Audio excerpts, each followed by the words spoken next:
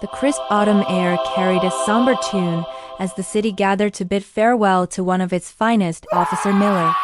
His procession was a sea of blue uniforms, grieving family, and respectful citizens, all united in their sorrow.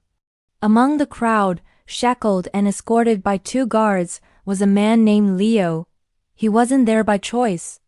Leo was a prisoner, granted a temporary, supervised release to pay his last respects to the man who, years ago, had put him behind bars. It was a strange, bittersweet irony. Officer Miller had been tough, but he'd also been fair. He'd seen something in Leo that others missed, a flicker of good buried under years of bad choices. As the honor guard began the final salute, a sudden commotion rippled through the silent crowd. A woman near the front, Officer Miller's grieving widow, Sarah, suddenly collapsed. Gasps filled the air. People rushed forward, but they were frozen in shock and uncertainty. Paramedics were on the other side of the massive crowd, struggling to get through. That's when Leo acted. Every instinct screamed at him to stay put, to not draw attention to the man in the orange jumpsuit. But he couldn't. He had been a paramedic before his life took a wrong turn. He saw what others didn't. Sarah wasn't just fainting from grief. Her chest was still, her face turning a deathly shade of blue. "She's not breathing!" Leo yelled, his voice raw and urgent. He looked at his guards, his eyes pleading. "I can help her. I know how." The guards hesitated, their hands instinctively tightening on his arms. A prisoner at a cop's funeral, trying to get to the deceased's wife. The protocol was clear. Keep him secure. But the desperation in Leo's voice, the genuine panic in his eyes gave them pause. "Let him go," a voice boomed. It was the police chief, a man known for his stern demeanor. He had seen the look on Leo's face too.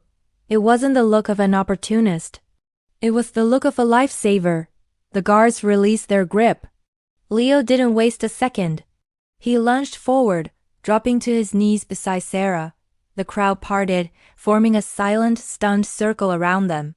He tilted her head back, checked for a pulse. It was faint, thready.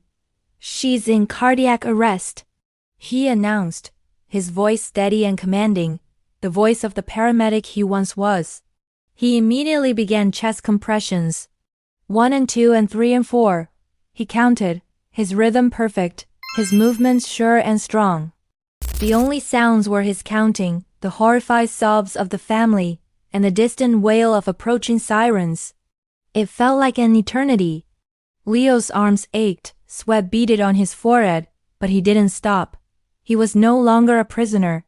He was a man fighting for a life. He was fighting for the wife of the man who had, in a way, saved him by stopping his destructive path. This was his chance to pay it back. Finally, the paramedics broke through the crowd with a defibrillator. "Clear." One of them shouted. They administered a shock. Everyone held their breath. For a heart-stopping moment, there was nothing. Then, a gasp. Sarah's chest rose and fell on its own. A collective sigh of relief swept through the crowd. Her eyes fluttered open, confused but alive. As the paramedics carefully lifted Sarah onto a stretcher, the police chief walked over to Leo, who was now quietly standing back, his head down. The shackles on his wrists seeming heavier than before. The chief placed a hand on Leo's shoulder. The entire procession, hundreds of officers and citizens, watched in silence. "Leo," the chief began, his voice thick with emotion. "What you did today, saved her life. Officer Miller. He always said you had a good heart. He said you just needed a chance to prove it." Leo looked up, tears welling in his eyes. He hadn't expected praise. He hadn't expected anything. He had just acted. What happened next was something no one in that city would ever forget. The chief, in front of everyone, turned to the guards. "Take the shackles off him." A stunned silence fell over the cemetery. The guards, looking to the chief for confirmation, slowly unlocked the cuffs. For the first time in years, Leo stood with his hands free. The chief then did something even more shocking. He extended his hand. "Thank you," he said, not as a chief to a prisoner, but as one man to another. Leo shook his hand, a tear tracing a path through the grime on his cheek. In that moment, surrounded by the very people who represented the system that had confined him, he felt a sense of freedom that had nothing to do with locks and keys. It was the freedom of redemption. The story of the prisoner who saved the police officer's widow at her own husband's V's funeral spread like wildfire. It became a beacon of hope in the city. The district attorney, moved by Leo's selfless act and urged on by the entire police department and Sarah herself, reviewed his case. Given his non-violent offense, his exemplary behavior in prison, and the extraordinary circumstances, Leo's remaining sentence was commuted. 6 months later, a man in a crisp new paramedic's uniform stepped out of an ambulance. It was Leo. He had been given a second chance not just at freedom, but at the life he was always meant to live. He dedicated his life to saving others, forever honoring the memory of Officer Miller, the man who saw the hero inside the prisoner.